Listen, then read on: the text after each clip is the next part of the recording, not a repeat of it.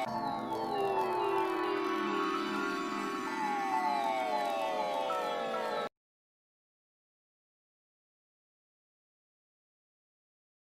Guys, मेरा नाम है मासूम पाल और इस चैनल में आप सभी का स्वागत है।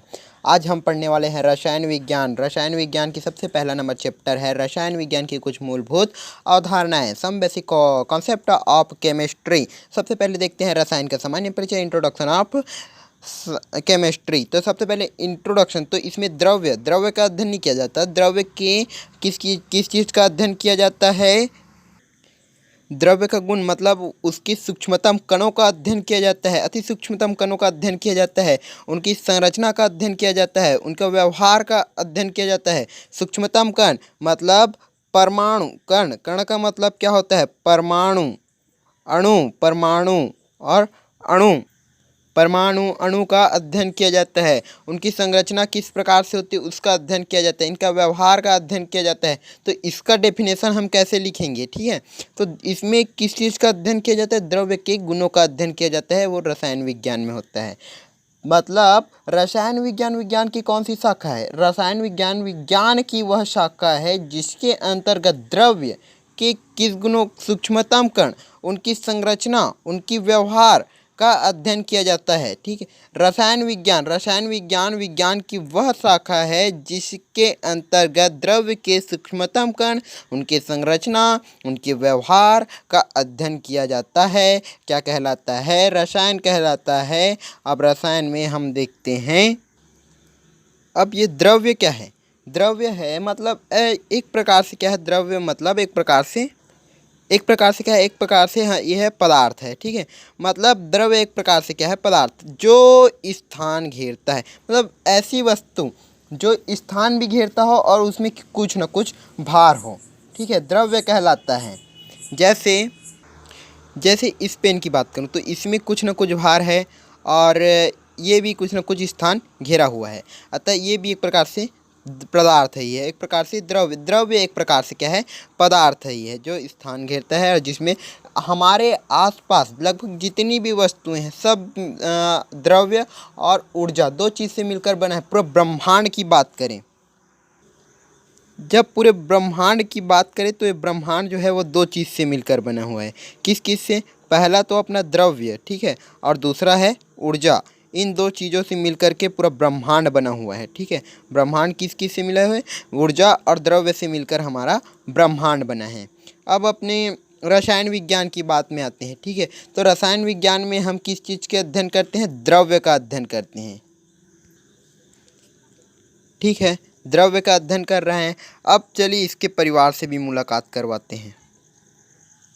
तो इसका जो वर्गीकरण है ये दो प्रकार से होता है। ठीक है, इसका वर्गीकरण दो प्रकार से कैसे होता है? एक तो होता है भौतिक वर्गीकरण और दूसरा होता है रासायनिक वर्गीकरण। इसका अध्ययन जो है, द्रव्य का अध्ययन हम भौतिक में भी करते हैं और रासायनिक में भी। पदार्थ मतलब ब्रह्मांड में सभी वस्तु पदार्थ है, तो इसका अध्ययन हम भौतिक में भी करते हैं, रासायनिक में भी करते हैं। ठीक है, तो देखिए ये भौतिक वर्गीकरण में इसका और क्लासिफिकेशन होता है। ठीक है, तो भौतिक वर्गीकरण में तीन प्रकार से वर्गीकृत होता है। पहला है ठोस, दूसरा है द्रव और तीसरा है गैस। ठीक है, मतलब भौतिक विज्ञान में हम ठोस, द्रव, गैस के बारे में पढ़ते हैं। जैसे कि अपन जल लेंगे, ठीक है, पानी ले लेते हैं, तो पानी कैसे होता है? पानी जो है द्रव अवस्था में भी होता है और ये ठोस अवस्था में, बर्फ़ बनने के बाद ठोस अवस्था में होता है और ये भाप बनने के बाद गैस अवस्था में भी होता है। मतलब जल का ऐसी ठोस, द्रव, गैस वाले अवस्था में जो अध्ययन करते हैं ना, वो भौतिक विज्ञान के अंतर्गत आता है। और जैसे हम जल का सूक्ष्मतम कणों का अध्ययन करेंगे कि इसमें H होता है, मतलब हाइड्रोजन और ऑक्सीजन दोनों का मात्रा होता है, तब तो H2O बनता है। तो इसका जो अध्ययन कहलाएगा ना, ये रासायनिक वर्गीकरण के अंतर्गत आता है। रासायनिक वर्गीकरण भी, इनके भी प्रकार होते हैं, दो प्रकार से ये भी वर्गीकृत और होते हैं। ठीक है, रासायनिक वर्गीकरण के दो प्रकार के और वर्गीकरण कौन कौन से?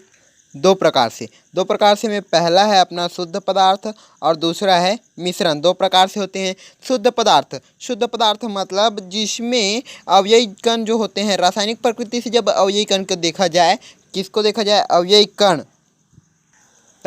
शुद्ध पदार्थ में अवयवी कण जो होते हैं रासायनिक प्रकृति से एक ही प्रकार के होते हैं। एक ही प्रकार के कैसे होते हैं, जैसे कि उदाहरण भी दे देते हैं इसमें। उदाहरण जैसे कि सोना है, शुद्ध सोना जो है इनके सभी कण जो है एक ही प्रकार के अवयवी होते हैं।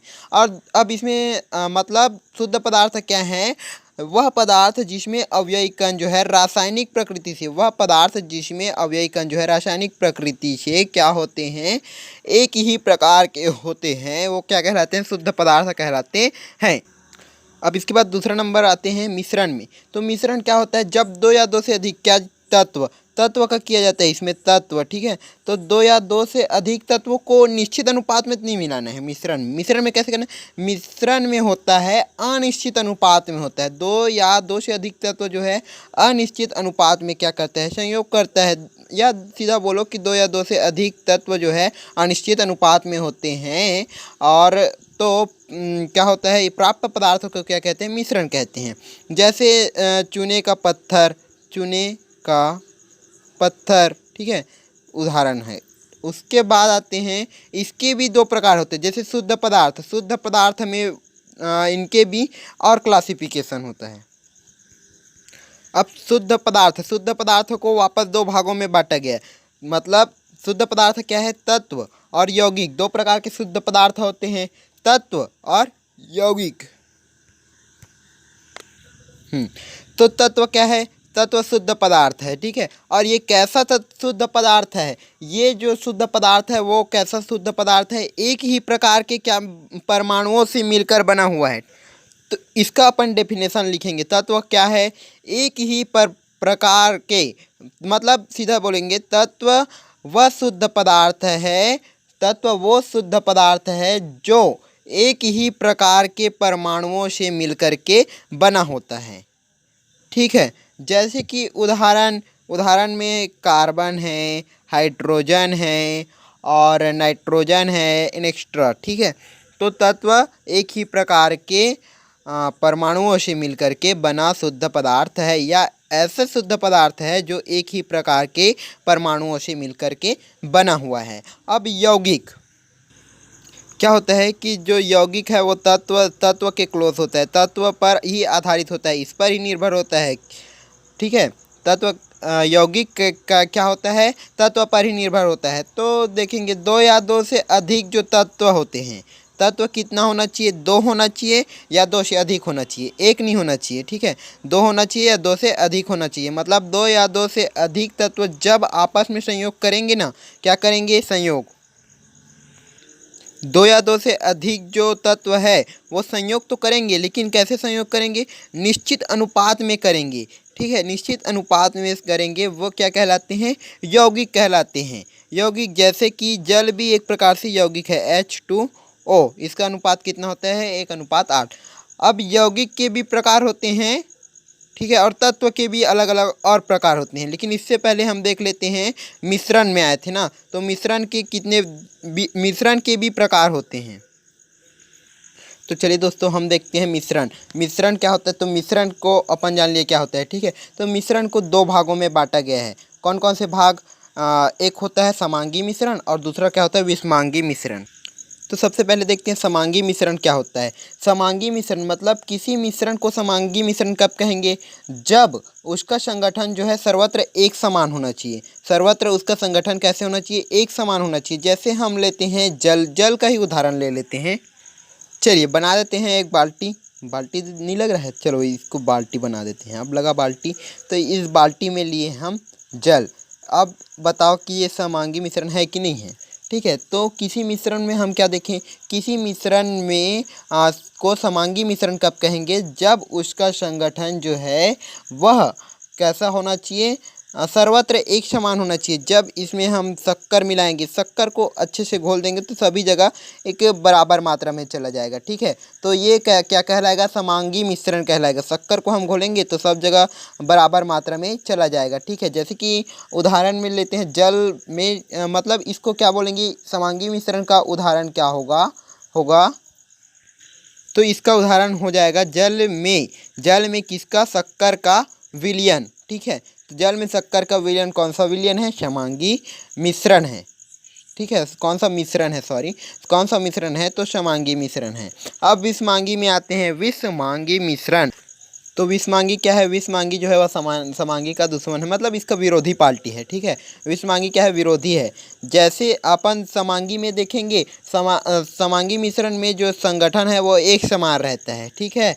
तो समांगी सर्वत्र, मतलब सभी जगह ये जो समांगी मिश्रण का संगठन है वो एक समान होता है। और विषमांगी में, जब विषमांगी कब कहेंगे किसी मिश्रण को विषमांगी तब कहेंगे या तब कहा जाता है जब इसका संगठन जो है वह सर्वत्र एक समान ना हो, मतलब इसका संगठन जो है वह सर्वत्र असमान हो, या कह सकते हैं कि सर्वत्र इसका जो संगठन है वह एक समान नहीं हो, तब क्या कहेंगे, इसको विषमांगी मिश्रण कहेंगे। उदाहरण के लिए हम देख लेते हैं धुआं। धुआं जो है वह सभी जगह एक समान नहीं होता। ये किसका मिश्रण होता है, ये वायु और ऑक्सीजन का मिश्रण होता है। धुआं वायु और ऑक्सीजन का मिश्रण होता है। लेकिन यहाँ पर जो है वह जैसे कि जल में शक्कर का विलयन देखे थे, तो जल में शक्कर का विलयन, तो शक्कर जो है सभी जगह घुल जाता था, तो ये क्या था, समांगी मिश्रण था। अब विषमांगी मिश्रण, वायु और ऑक्सीजन का मिश्रण, तो वायु और ऑक्सीजन का जो है सर्वत्र एक समान नहीं होता है, इसलिए ये क्या हो जाएगा, विषमांगी मिश्रण होगा, ठीक है। अब नेक्स्ट आते हैं अपना तत्व के प्रकार और यौगिक के प्रकार। बोले थे कि तत्व और यौगिक के भी प्रकार होते हैं, तो सबसे पहले देखते हैं तत्व का प्रकार, उसके बाद देखेंगे यौगिक का प्रकार। तत्व आपने क्या होता है, तत्व जो है वह 3 प्रकार के होते हैं, ठीक है। तत्व के प्रकार देखते हैं, तत्व के 3 प्रकार होते हैं, 3 प्रकार, 1, 2 और 3 प्रकार के तत्व होते हैं। तत्व 3 प्रकार के होते हैं, धातु, अधातु, उपधातु, ठीक है। तत्व के प्रकार कितने हैं, धातु, अधातु, उपधातु, 3। तो पहला देखते हैं धातु, पहला है धातु। धातु जो होते हैं वे क्या होते हैं, विद्युत एवं ऊर्जा के सुचालक होते हैं, वे क्या कहलाते हैं, धातु कहलाते। तो उदाहरण देखते हैं, लोहा है, सोना है। लोहा हम देखेंगे, लोहा क्या होता है, लोहा जो है धातु है। कैसे धातु है, वो विद्युत एवं ऊर्जा दोनों का क्या होता है, सुचालक ही होता है ना। विद्युत और ऊर्जा का क्या होता है, विद्युत और ऊर्जा का क्या होता है, सुचालक होता है। लोहा, सोना और चांदी, एनेस्टर, ठीक है। अब तत्व हम देखें ना, 3 प्रकार के होते हैं, तो 3 प्रकार में हम पहला प्रकार पढ़ चुके हैं। अब दूसरा प्रकार को भी जानते हैं, अधातु। दूसरा प्रकार होता है अधातु। अधातु क्या होता है, तो अधातु वो होता है जो वे पदार्थ जो विद्युत एवं ऊष्मा के कुचालक होते हैं। धातु के विरोधी पार्टी ऊर्जा, विद्युत एवं ऊर्जा के क्या होते हैं, कुचालक होते हैं। क्या, अधातु जो है विद्युत एवं ऊर्जा के कुचालक होते हैं, ठीक है। विद्युत एवं ऊर्जा के क्या होते हैं, कुचालक होते हैं। जैसे कि धातु का उदाहरण देखते हैं, हाइड्रोजन है, कार्बन है, नाइट्रोजन है, ऑक्सीजन है और सल्फर है, फास्फोरस है। ये क्या कहलाते हैं, ये सब कहलाते हैं अधातु कहलाते हैं, क्योंकि ये जो है ऊर्जा और ऊष्मा दोनों के क्या होते हैं, कुचालक होते हैं। क्या देखें, धातु क्या होता है, धातु वे होते हैं जो विद्युत एवं ऊर्जा के सुचालक होते हैं। जैसे उदाहरण लिए लोहा, सोना, ठीक है। और दूसरा होता है अधातु।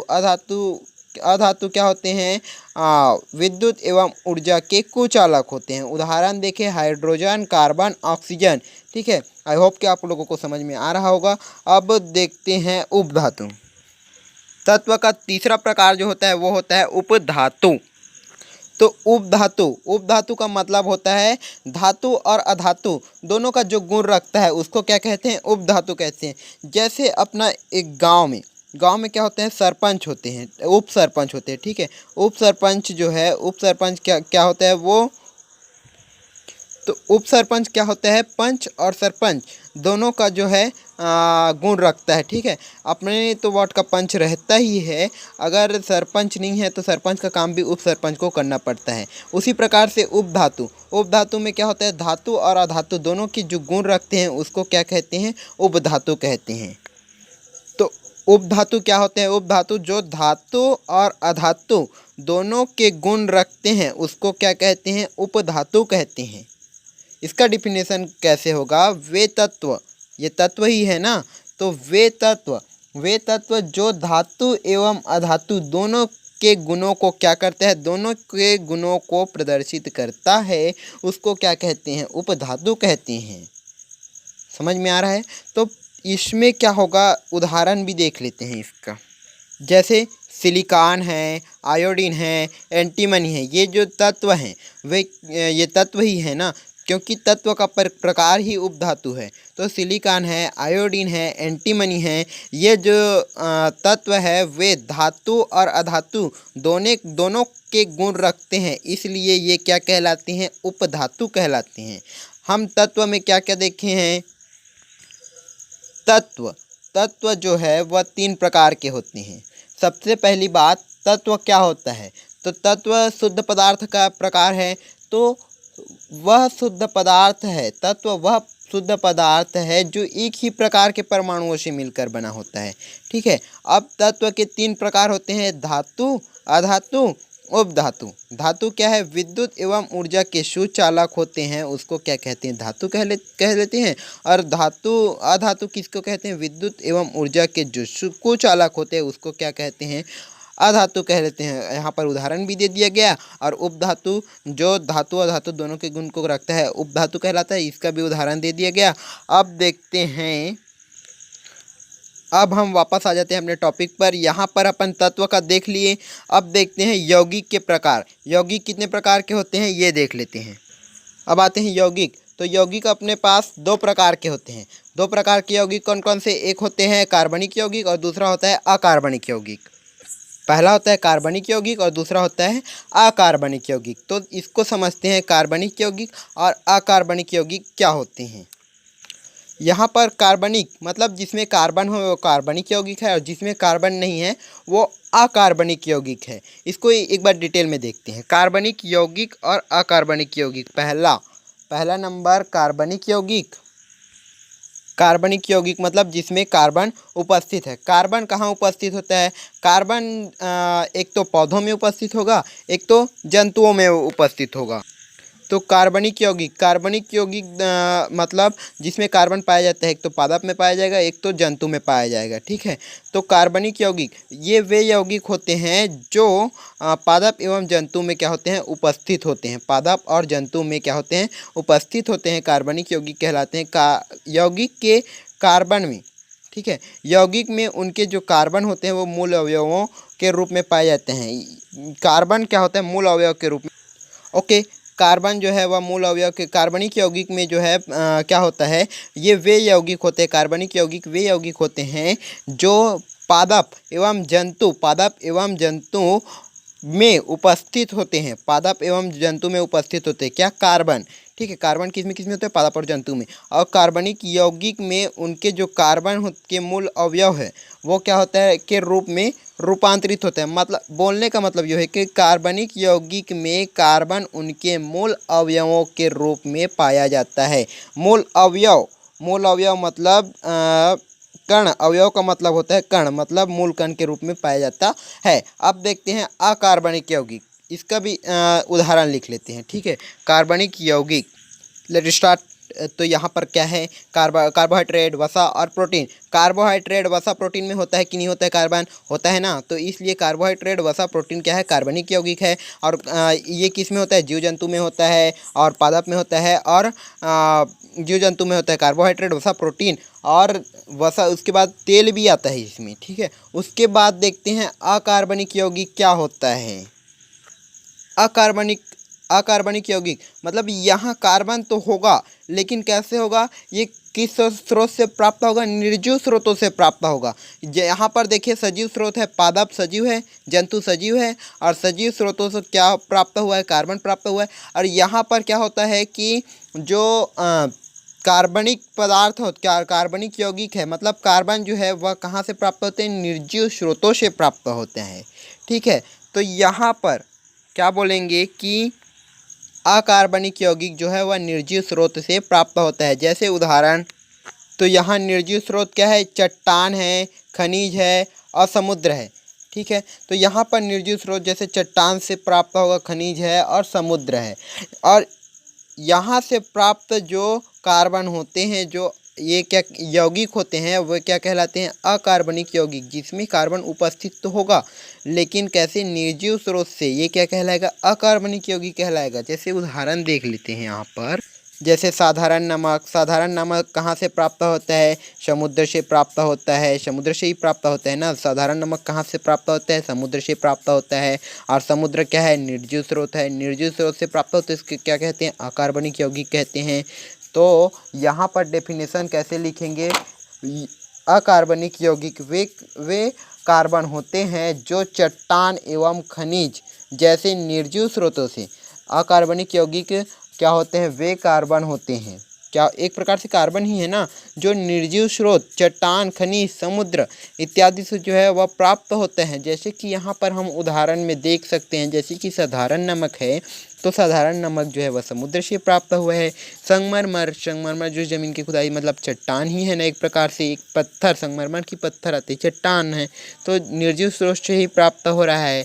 ठीक है, जिप्सम है, पोटास भी जो है वह निर्जीव स्रोत से प्राप्त होता है।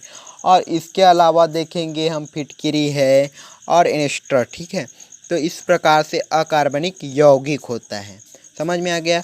तो यौगिक का क्लासिफिकेशन मतलब इसका वर्गीकरण जो है वो दो प्रकार से हुआ है। एक हुआ है अकार्बनिक यौगिक ये, और एक होता है कार्बनिक यौगिक। तो कार्बनिक यौगिक में क्या होता है? कार्बनिक यौगिक में कार्बन कैसे होते हैं? सजीव रूप में, जैसे पादप है और जंतु है जिसमें कार्बन पाया जाता है। ठीक है, तो कार्बन के मूल अवयव मतलब क्या बताया गया? कण बताया गया। वो क्या होते हैं? ये जो जंतु के होते हैं, ये एक प्रकार से यौगिक ही है ना। तो क्या होता है कि यौगिक में क्या होता है कि कार्बन जो है वह उनके मूल अवयव के रूप में, किसमें? यौगिक में जो है कार्बन जो है वह मूल अवयव मतलब मूल कण के रूप में पाया जाता है। इसको छोड़ो, यहाँ पर एक चीज़ यहाँ पर देखना है बस कि कार्बनिक यौगिक क्या होता है। ये वे यौगिक होते हैं जो पादप एवं जंतु में उपस्थित होते हैं, कार्बनिक यौगिक कहलाते हैं। इतना ठीक है। अब यहाँ पर देखते हैं कार्बोहाइड्रेट और वसा और प्रोटीन। कार्बोहाइड्रेट वसा प्रोटीन किस में होगा? सजीव में होगा। सजीव क्या है? पादप और जंतु है, तो कार्बनिक यौगिक यही होगा। ठीक है, समझ में आ गया? और यहाँ पर अकार्बनिक यौगिक में क्या होता है कि निर्जीव स्रोत से होता है, जैसे चट्टान है, जैसे खनिज है, समुद्र है। मतलब क्या बोल रहा है कि अकार्बनिक यौगिक वे कार्बन होते हैं जो निर्जीव स्रोत से प्राप्त होते हैं। निर्जीव स्रोत है चट्टान, जैसे खनिज है, समुद्र है, जैसे हम उदाहरण देखें तो समुद्र से साधारण नमक प्राप्त हुआ है, संगमरमर, जिप्सम, इन सबको अपन बता दिए। अब इसके बाद ठीक है, तो इतना बड़े द्रव्य के परिवार था जिससे हम मुलाकात करवा दिए। अब इसके बाद देखेंगे परमाणु क्या होते हैं, अणु क्या होते हैं, इसके बारे में अब देखते हैं। तो सबसे पहले देखेंगे परमाणु। तो आइए, अपना नेक्स्ट टॉपिक है परमाणु। तो परमाणु क्या होता है? परमाणु जो होता है वो होता है तत्व का सबसे छोटा जो कण होता है उसको कहते हैं परमाणु। परमाणु का मतलब होता है सबसे छोटा कण। किसका? तत्व का। तो तत्व का सबसे छोटा कण। तो परमाणु क्या होता है? तत्व का सबसे छोटा कण होता है। कैसे छोटा कण होता है? छोटा कण तो होता ही है, ठीक है, लेकिन कैसा छोटा कण होता है? जो रासायनिक प्रक्रिया में भाग लेता है, रासायनिक प्रक्रिया में भाग ले सकता है परंतु इसका कोई स्वतंत्र अस्तित्व नहीं होता है। रासायनिक क्रिया में जरूर भाग ले सकता है लेकिन ये स्वतंत्र अवस्था में नहीं पाया जाता या नहीं रह सकता है। अब परमाणु के ये कई प्रकार के सूक्ष्म कणों से मिलकर के बने होते हैं। परमाणु जो है वह कई प्रकार के सूक्ष्म कणों से मिलकर के बने होते हैं। जैसे कि 3 प्रकार के सूक्ष्म कण यहाँ पर बता सकते हैं। जैसे कि यहाँ पर 3 सूक्ष्म कण हैं, इलेक्ट्रॉन, प्रोटॉन और न्यूट्रॉन। इलेक्ट्रॉन, प्रोटॉन और न्यूट्रॉन से परमाणु में क्या होते हैं? इलेक्ट्रॉन होते हैं, प्रोटॉन होते हैं और न्यूट्रॉन होते हैं। परमाणु क्या है? परमाणु जो है वह तत्व की सबसे छोटा कण है या सबसे छोटा भाग है जिसको और जब तत्व को तोड़ा जाए तो एक ऐसी अवस्था आता है जिसके बाद वह और छोटे कण में नहीं टूट सकता। वो क्या कहलाते हैं? परमाणु कहलाते हैं। मतलब क्या हुआ कि तत्व जो है उसका सबसे छोटा कण जो है वो क्या है? परमाणु है। अब परमाणु जान गए तो रासायनिक क्रिया में भाग तो ले सकता है, ठीक है, रासायनिक क्रिया में क्या करता है? परमाणु भाग ले सकता है परंतु इसका कोई स्वतंत्र अस्तित्व नहीं हो सकता। और ये 3 कणों से मिलकर के बना हुआ है, इलेक्ट्रॉन, प्रोटॉन और न्यूट्रॉन। तो परमाणु जो है वह 3 कणों से मिलकर के बना हुआ है, इलेक्ट्रॉन से, प्रोटॉन से और न्यूट्रॉन से। ठीक है, आइए दोस्तों हम परमाणु के बाद देखते हैं अणु। अणु क्या होते हैं? तो अणु क्या होते हैं? ये परमाणु से ही रिलेटेड होता है, ये परमाणु का ही दोस्त है। ठीक है, तो अणु 2 या 2 से अधिक परमाणु होना चाहिए। इसमें क्या होना चाहिए? 2 या 2 से अधिक परमाणु। तो अणु में क्या होना चाहिए? परमाणु से रिलेटेड है, तो परमाणु कितना होना चाहिए? एक तो 2 होना चाहिए या 2 से अधिक होना चाहिए। एक परमाणु में अणु नहीं होता। ठीक है, अणु क्या है? मतलब 2 या 2 से अधिक परमाणु का एक समूह होता है। और कैसा समूह होता है? रासायनिक। ठीक है, और वह कैसा समूह होता है जिसमें ये परमाणु क्या होता है? रासायनिक बंध द्वारा आपस में जुड़े होते हैं। किस बंध द्वारा? रासायनिक बंध। ठीक है, रासायनिक बंध द्वारा आपस में क्या होते हैं? जुड़े हुए होते हैं। अणु क्या है? मतलब परमाणु कितना होना चाहिए? 2 या 2 से अधिक। इसको कैसे बोल सकते हैं कि 2 या 2 से अधिक परमाणुओं का वह ये क्या है? समूह। ठीक है, वह समूह परमाणु जो है 2 या 2 से अधिक होना चाहिए। 2 या 2 से अधिक परमाणुओं का वह समूह जिसमें ये जो परमाणु होते हैं वो रासायनिक बंध द्वारा आपस में क्या होते हैं? आपस में रहते हैं। ये क्या कहलाते हैं? अणु कहलाते हैं। अब अणु कितने प्रकार के होते हैं? 2 प्रकार के अणु होते हैं, एक समपरमाणविक और एक विषम परमाणविक अणु। परमाणविक मतलब परमाणु, एक समपरमाणु होता है और एक विषम परमाणु होता है। आइए देखते हैं वो कैसे होता है। दोस्तों 2 प्रकार के अणु कौन कौन से होते हैं? एक तत्वों का अणु होता है, एक यौगिक का अणु होता है। ठीक है, तत्वों के अणु को क्या कहते हैं? समपरमाणविक अणु। और यौगिक के अणु को क्या कहते हैं? विषम परमाणविक अणु। ठीक है, विषम परमाणविक अणु। एक होता है तत्वों का अणु होता है समपरमाणविक अणु और यौगिकों का अणु होता है विषम परमाणविक अणु। ठीक है, क्योंकि एक ही जो परमाणुओं से मिलकर के तत्व बने होते हैं इसलिए समपरमाणविक अणु होता है। ठीक है, और यौगिक के अणु को क्या बोलते हैं? विषम परमाणविक अणु। तत्व के अणु को समपरमाणविक अणु क्यों बोलते हैं? क्योंकि एक ही प्रकार के जो परमाणु होते हैं वे तत्व में रहते हैं। अब यौगिक के अणु 2 या 2 से अधिक तत्वों से मिलकर के यौगिक बना होता है, मतलब इसमें अलग अलग प्रकार के परमाणु आ जाते हैं, मतलब विषम परमाणु हो सकता है। ठीक है, तो विषम परमाणविक अणु इसको बोलते हैं। एक होता है समपरमाणविक अणु और एक होता है विषम परमाणविक अणु। अणु क्या होता है? परमाणु जब 2 या 2 से अधिक ऐसा होता है कि अणु, इसका डेफिनेशन ऐसा होता है कि 2 या 2 से अधिक परमाणुओं का वह समूह, 2 या 2 से अधिक परमाणुओं का वह समूह जिसमें ये परमाणु जो होते हैं वो किस में जुड़े होते हैं? रासायनिक बंध द्वारा क्या होते हैं? आपस में रासायनिक बंध द्वारा आपस में जुड़े हुए होते हैं, आपस में जुड़े रहते हैं, जिसे अणु कहते हैं। अब ये 2 प्रकार के होते हैं, एक तत्वों का अणु होता है और एक यौगिकों का अणु होता है। तत्वों का अणु को बोलते हैं समपरमाणविक अणु और यौगिक के अणु को बोलते हैं विषम परमाणविक अणु। तो आइए दोस्तों इसके बाद हम आते हैं सार्थक अंक। तो सार्थक अंक होता क्या है?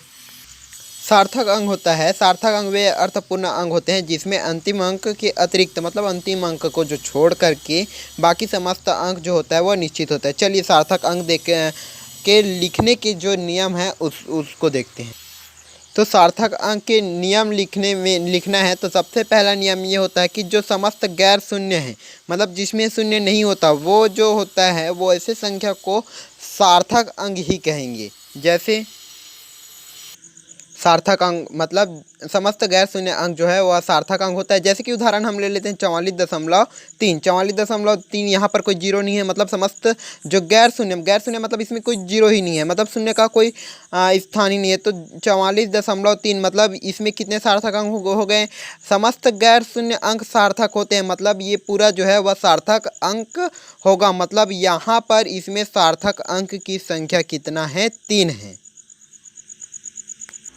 ओके, यहाँ पर सार्थक अंक की संख्या कितना है? 3 है। जैसे यहाँ पर हम दूसरा संख्या लिया है 5.243, तो आप बताइए इसमें कितने सार्थक अंक है? तो इसमें शून्य नहीं है, और गैर शून्य को हम जानते हैं, जो गैर शून्य अंक होते हैं वो सार्थक अंक होते हैं।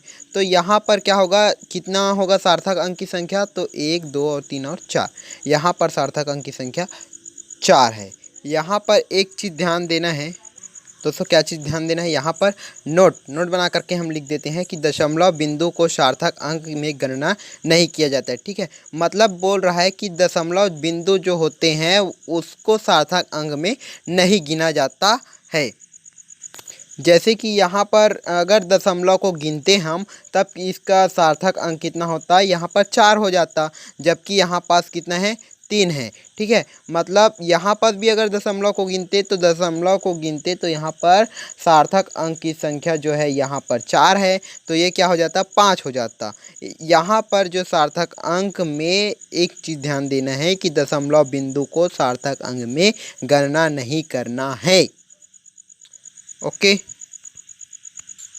आइए दोस्तों, अब यहाँ पर क्या होता है कि दो गैर शून्य अंक होते हैं। ठीक है, दो गैर शून्य अंकों के मध्य स्थित जो शून्य होता है वो सदैव क्या होता है, सार्थक अंक होता है। मतलब क्या बोल रहा है कि यहाँ पर जिसकी अपन उदाहरण से ही समझते हैं सीधा, क्या बोल रहा है, तो डेफिनेशन क्या बोलता है कि दो गैर शून्य अंक मतलब जिसमें शून्य ना हो, गैर मतलब जो जिसमें शून्य ना हो, तो दो गैर शून्य अंक यहाँ पर 6 है और 1 है, गैर शून्य अंक है, इसमें शून्य है नहीं है।